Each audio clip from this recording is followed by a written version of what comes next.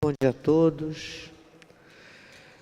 Nos termos do artigo 81 do regimento desta Casa de Leis, combinado com o precedente regimental 43/2007, dou por aberta a audiência pública da Comissão de Finanças, Orçamento e Fiscalização Financeira para a discussão do projeto de lei 2030 de 2016, que estima a receita e fixa a despesa do município do Rio de Janeiro para o exercício financeiro de 2017, com a presença dos representantes da Secretaria Municipal de Desenvolvimento Social.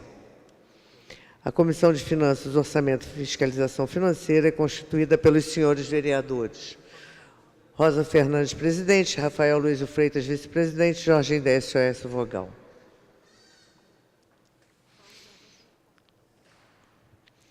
A Comissão Permanente de Orçamento e Fiscalização Financeira, que compõe a mesa,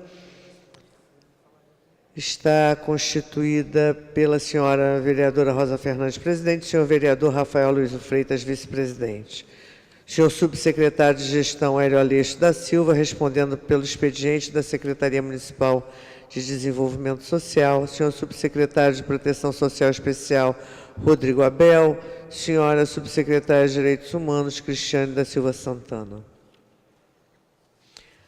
Para fazer uso da palavra, convido o subsecretário Hélio Aleixo, que dispõe de 20 minutos. Queria saudar a vereadora Rosa Fernandes, vereador Rafael, membros da SMDS aqui presentes, demais membros do plenário. Vamos começar falando da SMDS com relação ao ano de 2017. Pode passar essa. Temos aqui um quadro comparativo da LOA 2016, 2017. Temos uma diferença do valor 2016 e 2017, que parte é a redução do cartão Família Carioca, dos recursos federais que ainda não são incorporados ao orçamento ao longo do ano. Basicamente, essa diferença é reflexo do cartão Família Carioca. Na página seguinte, nós temos isso mais detalhado. Não é? Vemos que a fonte 100 ela tem um acréscimo de em torno de 17 milhões. E as demais fontes são as fontes de recursos da União, os repasses fundo a fundo, conselho, enfim. O orçamento se manteve praticamente estável de 2016 a 2017. Aí, indo detalhando mais, né, cada fonte, nós temos aí as 5 fontes importantes da Secretaria: Morar Carioca, Cartão Família Carioca, Atendimento Psicossocial, Desenvolvimento Social e Direitos Humanos e a parte administrativa da Secretaria. O orçamento da Secretaria ele tem 3 grandes blocos que são onde estão os recursos, né? 1/3 desse recurso é parte pessoal, 1/3 é o cartão, que agora está diminuindo, e o outro 1/3 são as demais ações da Secretaria. Aqui nós temos cartão Família Carioca, onde a gente vê a grande diferença, que em 2016 estava 88, a previsão de 2017 é 68. Essa diferença não se traduz em redução de benefícios pagos, são naturalmente as pessoas que vão sendo desligadas ou porque atingiram uma faixa além do cartão, ou por algum não atendimento às condicionalidades. Então, não significa nenhum tipo de redução no número de famílias atendidas. Em sequência, aí já tem o detalhamento nessa parte de transferência de renda do cartão. Basicamente, nós temos o mesmo número a meta permanece. O que você não tem hoje é as famílias que não atendem os pré-requisitos da meta, não é? Então, você tem basicamente a mesma meta.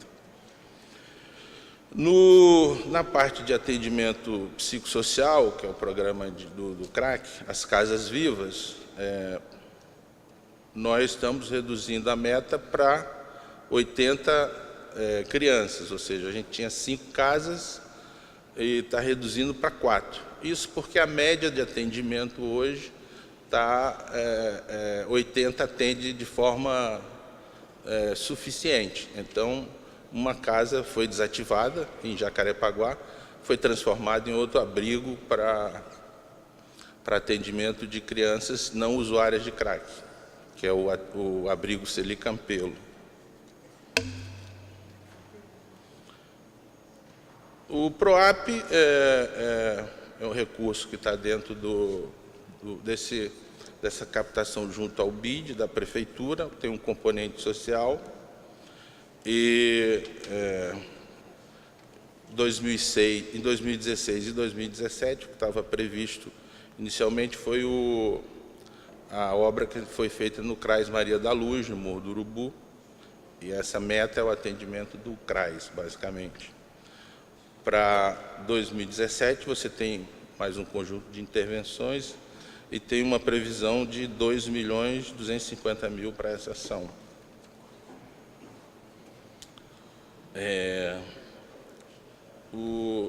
Direitos humanos, né? Desenvolvimento social e direitos humanos, nós temos o total, aí já nos programas complementares, 128 milhões para 2017, 124 milhões de despesas correntes, 4 milhões para investimento. Gestão administrativa, 174, 159 de pessoal, outras despesas, 15 milhões, que aí a gente detalha em sequência. Esse programa 2034 é um programa guarda-chuva. À medida que você tem alguma iniciativa nova da Secretaria, você pode usar essa rubrica. Geralmente, você aloca um recurso pequeno e fica à disposição para você, à medida que tem alguma coisa nova, possa usar essa. Especificamente no 2027, que é a parte de direitos humanos, a gente tem como ação principal o acompanhamento dos conselhos tutelares, né? Que a gente tem a meta para 2017 de 20 conselhos. Já temos 18 e temos 2 em fase final de definição para poder chegar aos 20. É um na Ilha do Governador e outro em Cosmos, não é isso?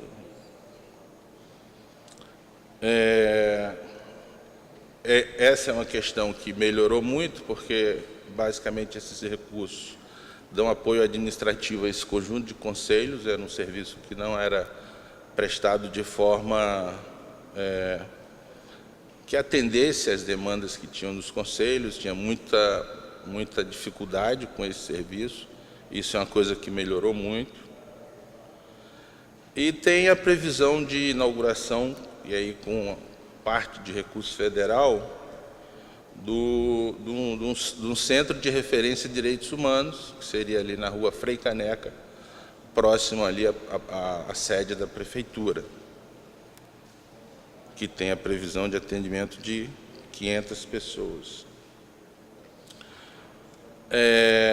Aí você tem as metas abrindo mais um pouco, não é? Proteção integral à criança e adolescente, você tem vários programas e suas metas. De baixa e média complexidade, abordagem, rede de média, rede de alta complexidade, enfim, todos os programas com suas referências. Basicamente, em 2016, todas as metas foram ultrapassadas, e aí tem um incremento em algumas metas para 2017. Você tem, no caso, 67 milhões previstos para esse conjunto de metas.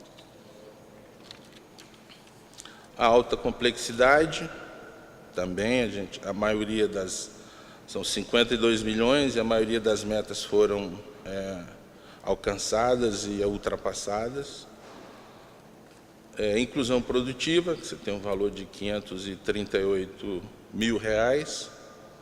Também, no geral, a gente alcançou o conjunto de metas, em algumas ultrapassou de forma significativa, como na parte de mobilização para o Acessuas Trabalho.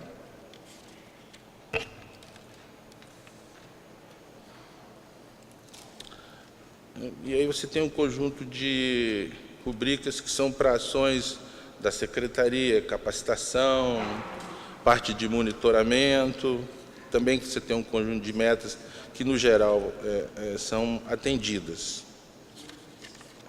Enfim, eu acho que, como historicamente a gente tem feito, a gente consegue falar mais da Secretaria no próprio debate, porque os números, em geral, não refletem muito o número da Secretaria.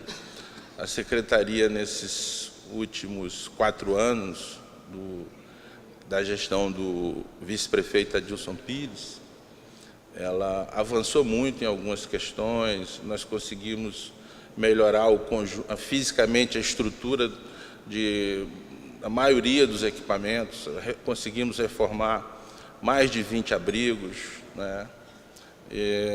Estamos agora com um programa que está melhorando fisicamente os CRAs e os CREAs. Agora, em 2016, a gente já tem 30 unidades recuperadas e melhorando toda a parte de infraestrutura, além da infraestrutura física, estrutura de funcionamento, a parte de informática, de internet, enfim. Toda essa melhoria faz com que você qualifique significativamente o serviço. Então, nós conseguimos, apesar das dificuldades financeiras, avançar muito, né? E preparar a Secretaria para que ela possa aí dar um passo maior. A questão dos conselhos, a gente saiu de 10 para 18 conselhos, que foi um incremento significativo. Enfim, criamos uma série de programas na área de alta complexidade, né, circulando. Se o Rodrigo puder falar um pouco sobre isso, seria interessante, porque a gente não consegue refletir isso aqui nesses números que são frios um pouco. Não sei se o Rodrigo quer falar um pouco. Então, a gente está aberto aí ao debate. A debate.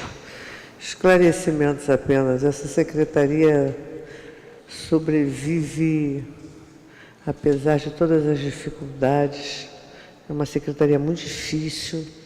É uma secretaria que é sempre um grande desafio estar à frente dela. Tem que ter muito compromisso com aquilo que faz e tem que gostar muito do que faz para poder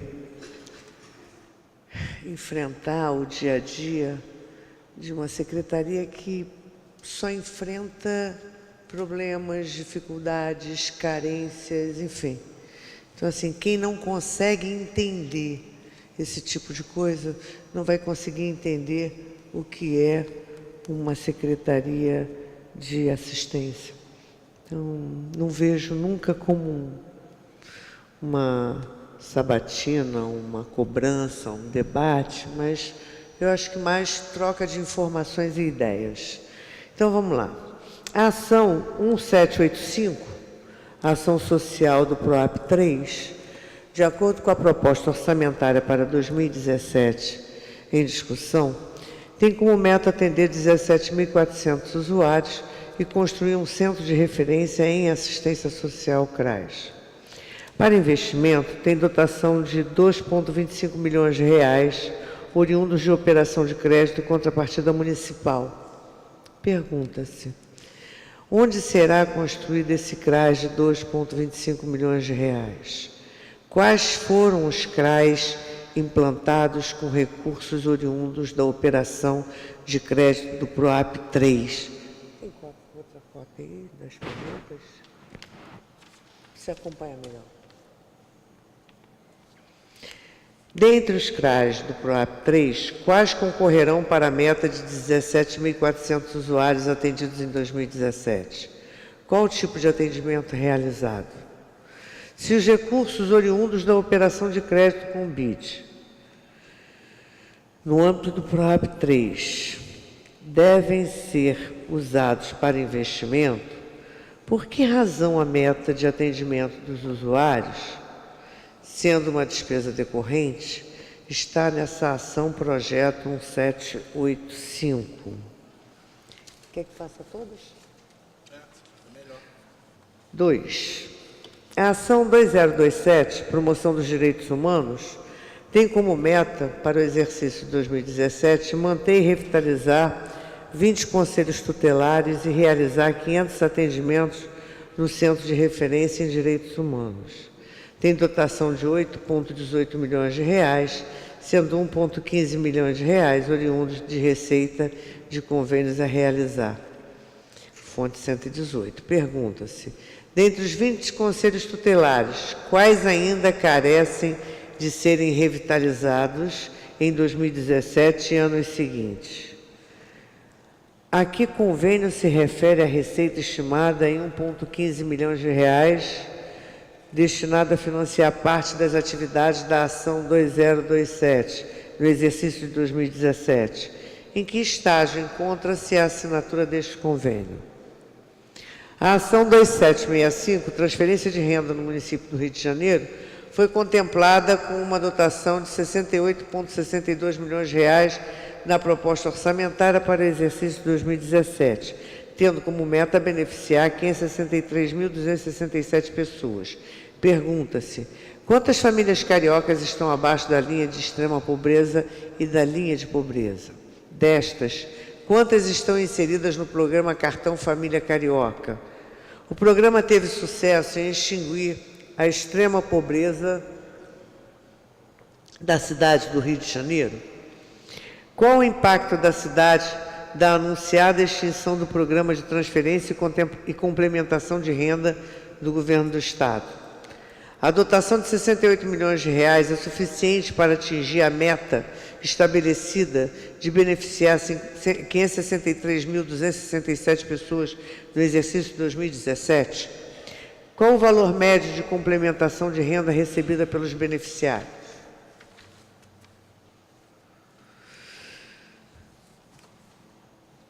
Ao Fundo Municipal de Assistência Social caberá, segundo a proposta orçamentária em discussão, cerca de 124 milhões de reais para despender em seus programas e ações no exercício de 2017. Entretanto, cerca de 35% desses recursos são oriundos de transferências da União e do Estado, seja por via dos respectivos fundos de assistência social, seja por via de convênio. Diante do propalado arroxo das despesas primárias da União e da alegada inviabilidade material de manutenção de compromissos financeiros pelo Governo do Estado, pergunta-se: as importantes ações mantidas pelo Fundo Municipal de Assistência Social, de Proteção Social Básica e Especial, destacando-se o atendimento especializado a crianças e adolescentes, usuários de crack e outras substâncias psicoativas, que já tem uma modesta meta de acolhimento de 80 crianças e adolescentes, estão vulneráveis às intempéries de arroxo fiscal? O Fundo Municipal de Atendimento dos Direitos da Criança e do Adolescente tem uma despesa fixada em R$ 936 mil no exercício de 2017. Para financiar essas despesas, há uma previsão de R$ 379 mil de receita de remuneração de depósitos bancários, R$ 557 mil de receita dita diversas. Qual a origem da receita chamada de diversa no valor de R$ 557 mil, que se estima financiará cerca de 60% das atividades do Fundo Municipal de Atendimento dos Direitos da Criança e do Adolescente em 2017. Trata-se do incentivo fiscal do imposto de renda. Em caso positivo, qual a razão de desempenho tão pífio na captação de incentivos do imposto de renda para aplicação em direitos da criança e do adolescente, considerando que a cidade de São Paulo arrecada com este incentivo mais de 20 vezes o que o Rio de Janeiro estima arrecadar em 2017? Com a palavra o secretário, ou melhor, secretário em exercício. Bom,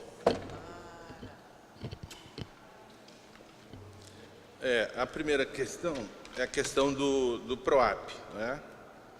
Como a gente já tinha falado anteriormente, o CRAS que foi construído com recurso do PROAP foi o CRAS Maria da Luz, que fica no Morro do Urubu, e essa meta se reflete basicamente a esse CRAS. Além da construção do CRAS, alguns insumos foram comprados para o funcionamento do CRAS, alguns materiais, enfim.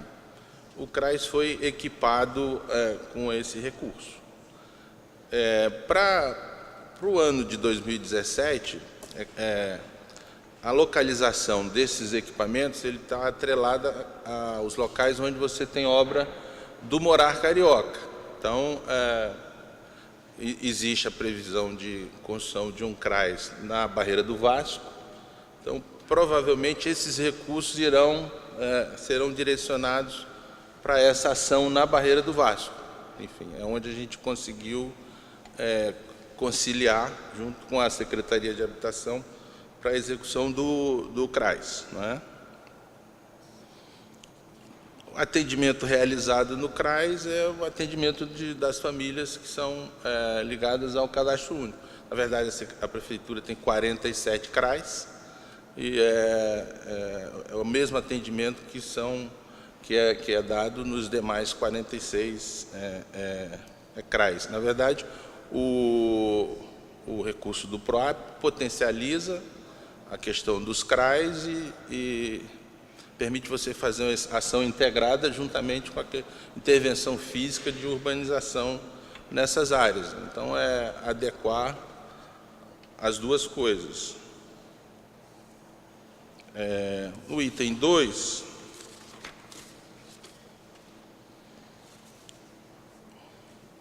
a questão dos direitos humanos. Você quer falar, Cris? A Cris é a nossa subsecretária de Direitos Humanos. Acho que a pergunta inicial foi sobre os centros de referência de direitos humanos. Na verdade, assim, essa proposta a gente fez, que é de uma emenda constitucional, que com a mudança do governo federal, eles não estão mais trabalhando com o Centro de Referência em Direitos Humanos, e sim com as casas de direitos. Então, como a gente já tinha toda a proposta pronta para os centros de referência, a gente reverteu isso para casas de direitos. São 2 casas que estão sendo trabalhadas para serem inauguradas, uma em Bangu e outra na Pavuna. Serão os atendimentos 500, a gente mudou a meta por conta dessa mudança do projeto, né, da emenda. Como o governo federal deixou de trabalhar com os centros de referência, então a gente adequou para uma nova emenda, que é a Casa de Direito, e por isso a gente manteve o produto. E em relação ao produto dos conselhos tutelares, acho que é bom para a gente fazer um histórico de todo esse processo e entender em que caminho a gente está seguindo. Inicialmente, a gente começou a trabalhar todo com um convênio de fortalecimento dos conselhos tutelares. A gente fez a revitalização de 18, a gente fez a revitalização dos 16, a gente está faltando revitalizar, que está já em fase de entrega, mudança de sede. O Conselho do Meier está pronto, quase prontinho, está finalizando a parte de obra, então ele vai ser mudado a sede. O som está triste, a gente não consegue entender absolutamente nada. Talvez o microfone sem fio melhorasse. Ok. Melhorou? Então, vamos lá. Sim. Precisa que eu repita? Quer que eu repita? Ok. Então, a gente vai estar mudando o Conselho do MEA, que era uma solicitação antiga dos conselhos, do Ministério Público e tudo. Então, agora em dezembro, a gente vai fazer essa mudança do Conselho do MEA. Então, é um deles que está faltando a revitalização. O outro é o Conselho de Bangu. A gente já tem um projeto da obra aprovado pela Rio Urb. Então, a gente vai iniciar isso em 2017. Em seguida, a gente tem 2 conselhos para inaugurar, que é o Conselho Ilha, da Ilha e o de Cosme, como o secretário já falou. O da Ilha, a gente já tem todo o projeto pronto, arquitetônico, tudo. Todos os 2 a gente tem os espaços, tudo. A gente só está aguardando a publicação da criação desses 2 novos conselhos para serem inaugurados. Além disso, acho que eu já falei de todos os conselhos que a gente vai inaugurar e da revitalização. Coelho Neto, a gente, é um conselho também que a gente tem bastante problemas. A gente está procurando um outro espaço para a instalação desse conselho. Acho que, em geral, é isso. E é importante falar desse convênio de fortalecimento dos conselhos que a gente conseguiu dar uma nova cara, uma reupagem diferente aos conselhos tutelares, que a gente tem toda uma equipe técnica, todo um trabalho que melhorou, em geral, os fluxos, em geral, dos conselhos tutelares. É lógico que a gente ainda está longe de alcançar o ideal, mas que, na medida do possível, a gente tem avançado bastante com esta ação. Bem, na parte de transferência de renda, a gente está aqui com a coordenadora, eu vou pedir para ela falar, que ela com certeza pode falar ali? Pode ser. Janine. Alô. Só para ilustrar o cartão Família Carioca, todas as famílias vinculadas ao cartão Família Carioca são famílias em situação de extrema pobreza. Em 2010 foi feito um estudo da base do Cadastro Único, e ali foram elencadas as famílias que, mesmo recebendo o programa Bolsa Família, possuíam uma renda per capita de $2 dia. Então, foi feito esse estudo desde 2010. Todas? Na época, pegou a base do Cadastro Único, foi feito um estudo daquela base, quais famílias que eram beneficiárias do programa Bolsa Família e estavam em situação de extrema pobreza, recebendo $2 dia. Então, a Secretaria, junto à Prefeitura, vem trabalhando com essas famílias. Toda família, para receber o cartão Família Carioca, tem que estar recebendo também o programa Bolsa Família. É um programa complementar de renda. Então, assim, a média hoje de pagamento está em torno de R$100, a complementação de renda para essas famílias. A gente tem pago uma média de 65 mil famílias, porque, como o senhor secretário tinha falado, as famílias estão vinculadas a condicionalidades. Então, durante o ano, desde 2010, muitas famílias já alcançaram uma renda superior, de repente deixaram de cumprir alguma condicionalidade da saúde, da educação. Então, a gente vem, a cada ano, fazendo estudos de impacto do programa. Provavelmente, agora em 2017, a gente vai fazer um novo estudo. E, no primeiro momento, os estudos que a gente tem é que as famílias frequentam mais a reunião de pais, as crianças têm mais frequência, quer dizer, os pais frequentam mais a reunião de pais, né? E as crianças têm uma maior frequência na escola. Cabe registrar também que cada família está vinculada a uma unidade de saúde. Então, é referenciada a uma unidade de saúde e tem acompanhamento também, além da educação, assistência social e saúde. A quarta fala sobre os recursos do Fundo Municipal.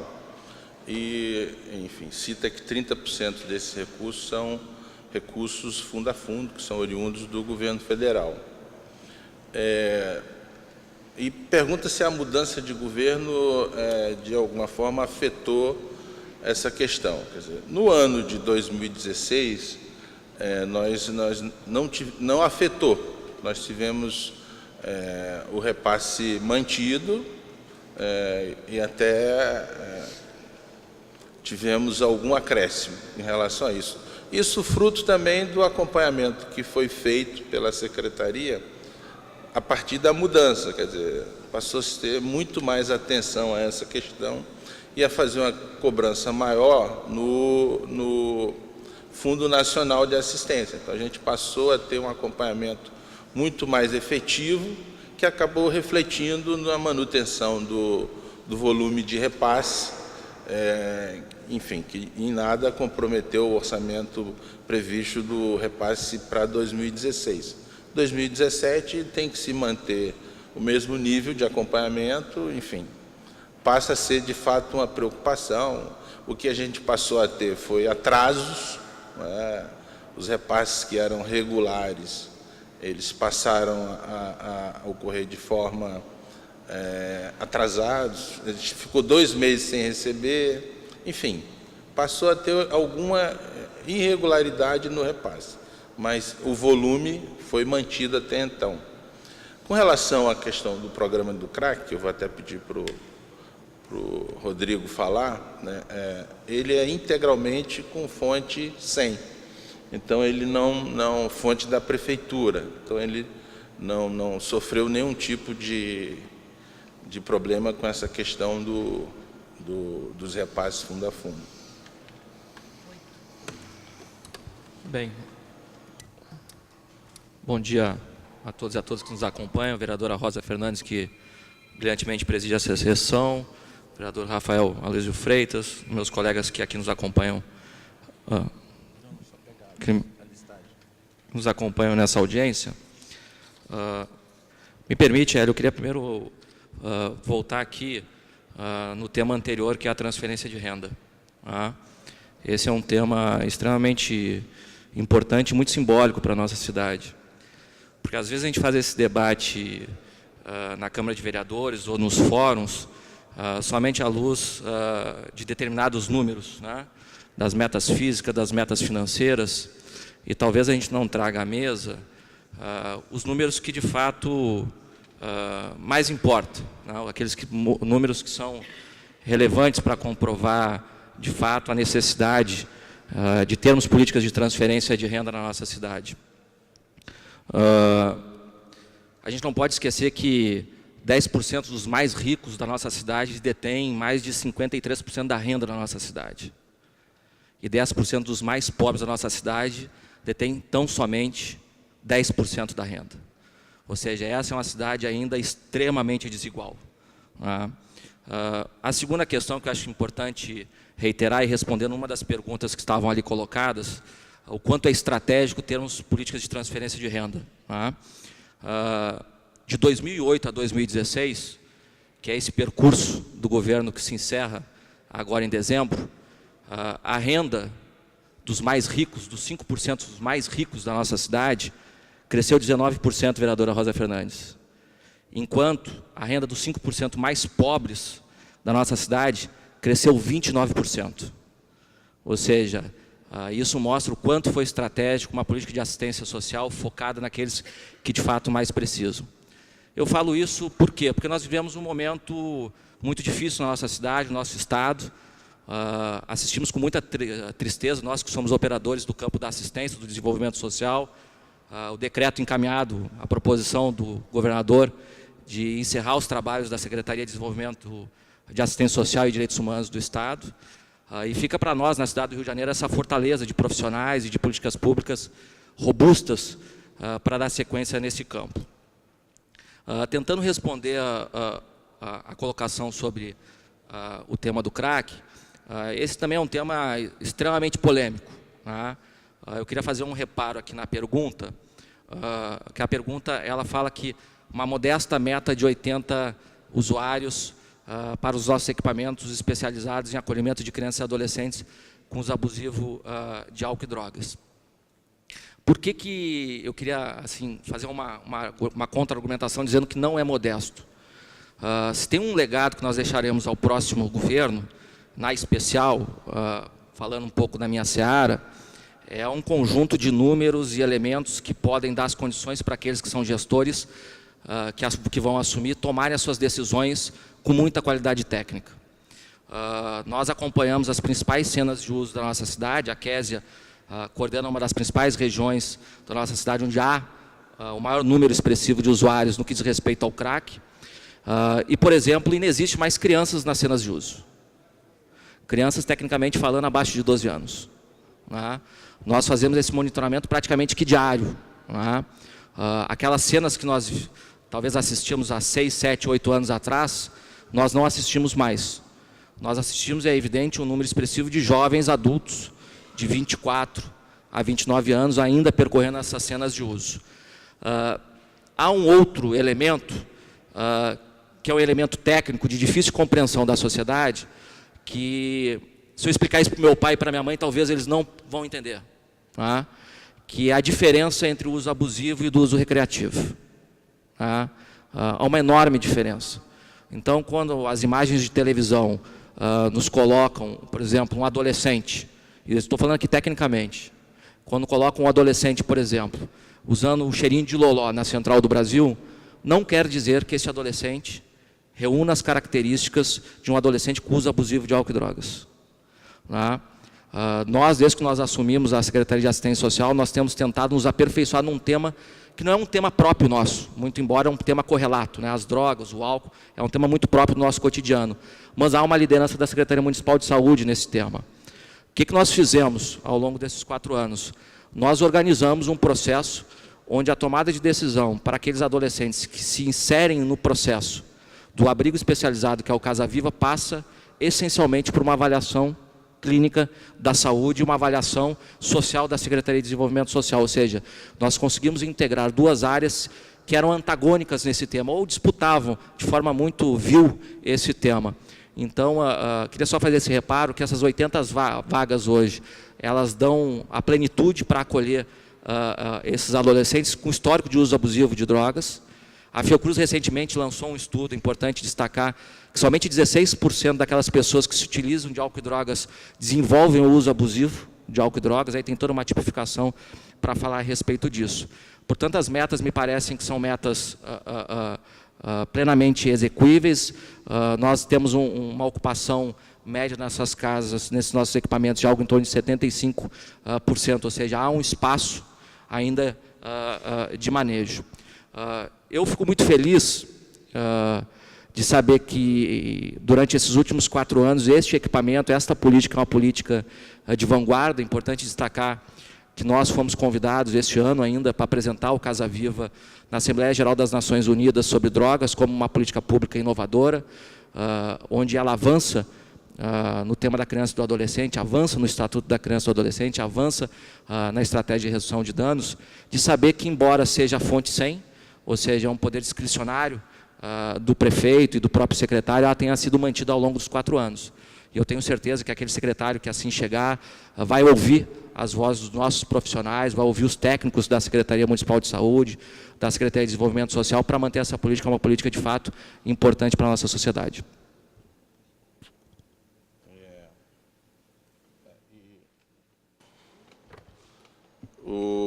Essa meta de 80 reflete a ocupação média dos abrigos nos últimos 4 anos. Então, não foi, a redução não significa, enfim, que está diminuindo o serviço, é apenas um ajuste para a realidade que está sendo vivenciada no dia a dia.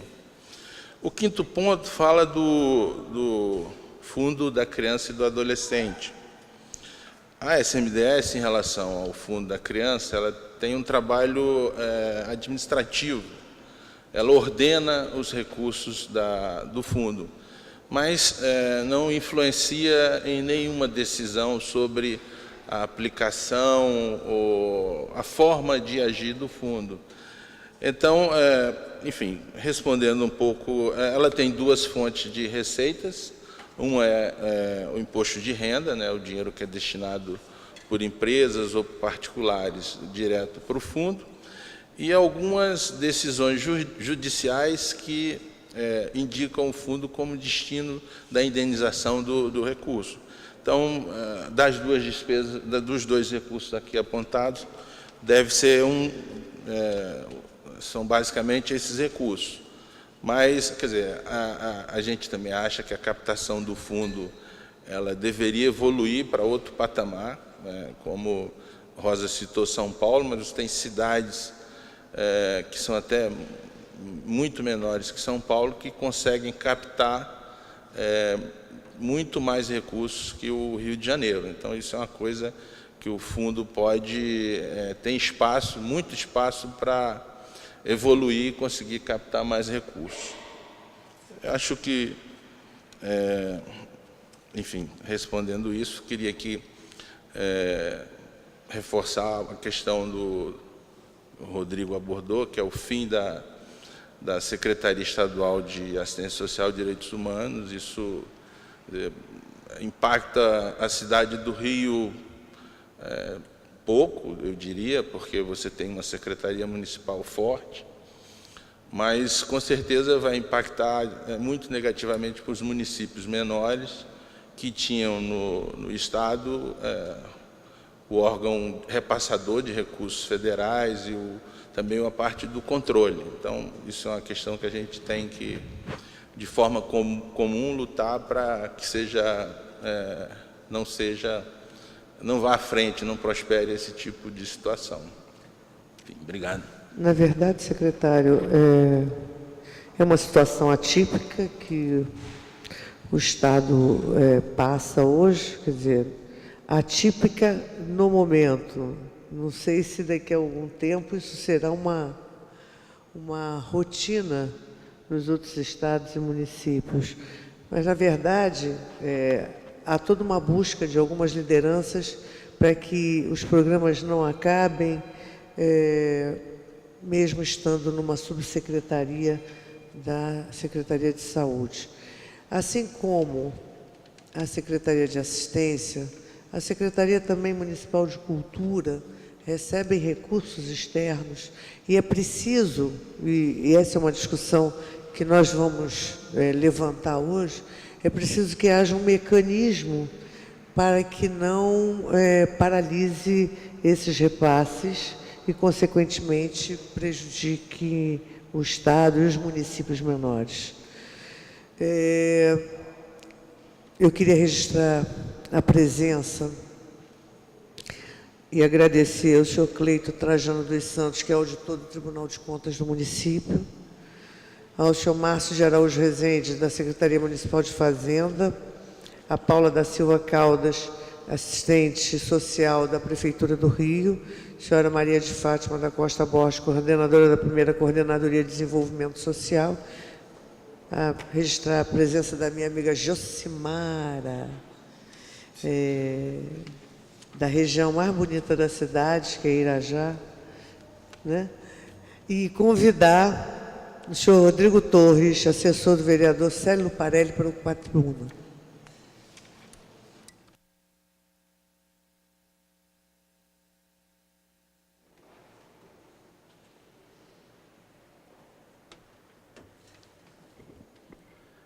Alô, bom dia, senhora vereadora Rosa Fernandes, presidente da Comissão de Finanças, Orçamento e Fiscalização Financeira, vereador Rafael Lúcio Freitas, que estava aqui, senhor subsecretário, os demais presentes, bom dia. Eu sou Rodrigo Torres, eu represento o gabinete do vereador Célio Luparelli, que infelizmente não pôde estar aqui, gostaria muito de estar, mas já tinha um compromisso previamente agendado. Vereadora, eu faço as perguntas e o secretário intercala com as respostas, pode ser? Eu acho melhor, faça todas as perguntas. Faço todas as perguntas, está ótimo então. O orçamento da Secretaria Municipal de Desenvolvimento Social sofrerá uma redução de 10% para o ano que vem, menos 40 milhões em relação ao orçamento de 2016. Enquanto os orçamentos dos dois fundos municipais que compõem a pasta, o Fundo Municipal para Atendimento dos Direitos da Criança e do Adolescente e o Fundo Municipal de Assistência Social, juntos perderão mais de 50 milhões de reais. O orçamento do gabinete do secretário terá um acréscimo de mais de 10 milhões de reais para o ano de 2017. Aí vem as perguntas. Se porventura eu repetir as perguntas da vereadora Rosa Fernandes, então, enfim, eu peço que desconsidere. A primeira pergunta: qual a razão para as perdas orçamentárias tão significativas nos dois fundos constituintes do orçamento da SMDS? Essa é a primeira. A segunda: A ação 2026, Proteção Social Básica e Especial de Média Complexidade, através da qual a Prefeitura implementa ações de proteção social básica com vistas ao atendimento social integral de famílias e indivíduos em situação de vulnerabilidade social por meio de programas, projetos, serviços e benefícios e da promoção da intersetorialidade e oferta de atenção especializada de média complexidade através de apoio, orientação e acompanhamento a indivíduos e famílias em situação de ameaça ou violação de direitos, terá a perda mais acentuada de toda a pasta, menos 25 milhões de reais para 2017. Apesar da redução orçamentária, as metas físicas dos produtos desta ação não mudaram, exceto a redução de 13 mil atendimentos pelo CAD único e pelo programa Bolsa Família. Pergunta-se, como é possível realizar a mesma quantidade de atendimentos com 27% menos de orçamento para 2017? Pergunta 3. A ação 2028, que trata da proteção social especial de alta complexidade, tal qual a ação anterior, também terá uma dotação orçamentária menor para 2017, no valor de 13 milhões de reais. Porém, as metas físicas estão praticamente inalteradas, à exceção do produto 4155, que é o acolhimento realizado pela Rede de Proteção Social de Alta Complexidade Pública, que terá o seu número reduzido em 240 unidades. Pergunta-se, novamente, como se explica essa torção orçamentária, para usar um termo mais brando. 3. As crianças e os adolescentes da nossa cidade que necessitam de proteção social e fortalecimento do sistema de garantias dos seus direitos, incluídas na ação 2025, que trata da proteção integral de criança e adolescente, também terão uma perda significativa, menos 9 milhões de reais para o orçamento de 2017. É a maior queda percentual de toda a Secretaria, é uma redução da ordem de 91% no orçamento desse ano. E, mais uma vez, as metas físicas estão iguais aos anos de 2016 e no ano de 2017. Qual será o verdadeiro número de crianças alcançadas por essa ação em 2017? 4. A ação 2021, acolhimento especializado a crianças e adolescentes usuários de crack e outras substâncias psicoativas, que trata de um assunto muito preocupante para o nosso município, um assunto realmente grave, também perderá 3 milhões de reais em 2017.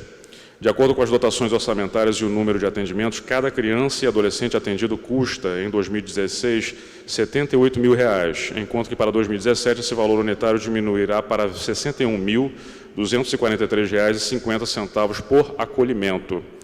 O que isso representa para esses jovens que necessitam ser acolhidos e tratados? O que deixará de ser realizado? Só uma observação, secretário.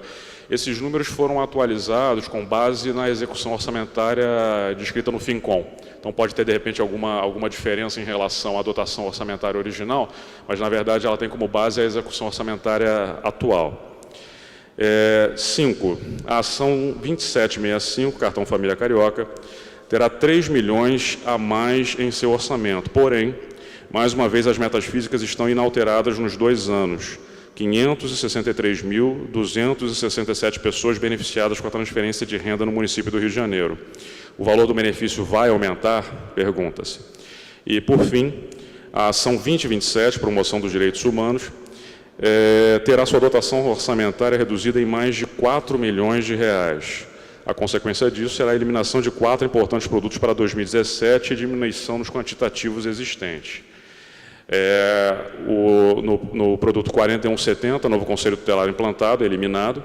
4171, Conselho Tutelar mantido e revitalizado, redução de 3 unidades. 4175, enfrentamento à violência sexual infanto-juvenil, eliminado. 4380, mulher atuante, mulheres da paz, PRONAS, eliminado. 4381, jovem frequente, projeto jovem, projeto PRONAS, eliminado. E 4393, atendimento prestado no CRDH, no Centro de Referência de Direitos Humanos, redução de 1.000 unidades. Como é que a promoção dos direitos humanos poderá ser realizada pelo próximo prefeito, considerando as drásticas reduções físicas e orçamentárias verificadas nesta ação? É isso.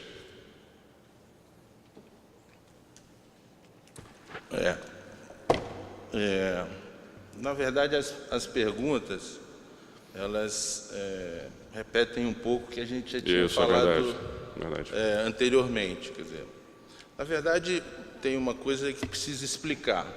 Os recursos, e aí responde uma série de perguntas, por exemplo, com relação ao Conselho da Criança, Conselho de Assistência Social. Esses recursos, eles são incorporados ao orçamento ao longo do exercício. Então, aqui você ainda não tem, por exemplo, Fundo da Criança, ele tem 8 milhões, você só incorpora em 2017. Então, isso explica essa redução de 90%. Basicamente, o que nós tivemos de redução da fonte 100 está, até ao contrário do que você disse, no cartão Família Carioca, porque a gente adequou para o número de famílias que a gente efetivamente está atendendo, pelas razões que a gente já colocou, né? Condicionalidades. Descumpre a condicionalidade, é desligado, mudou de faixa de renda. Quem é cortado no cadastro do governo federal, automaticamente... Cortado no nosso também. Exatamente. Então, como você falou dos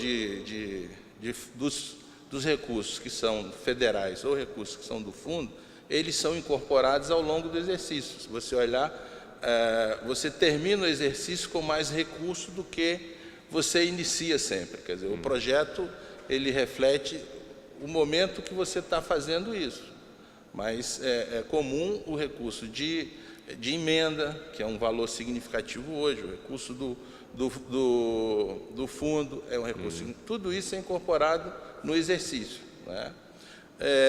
Com relação ao Pronasce, Mulheres da Paz, esses eram captações de recursos que a prefeitura estava fazendo junto ao governo federal, não é?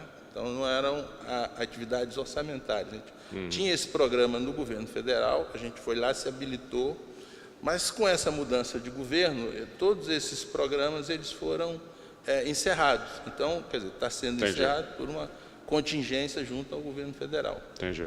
Está ótimo. Obrigado. Obrigado, bom dia.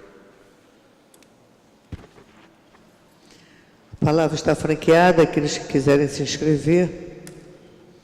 Não havendo quem queira fazer uso da palavra, e também não havendo o interesse e a intenção dos membros da Secretaria de fazer mais nenhum tipo de abordagem, agradecendo a presença de todos e sentindo falta das pessoas que mais cobraram essa audiência, dou por encerrada a audiência pública.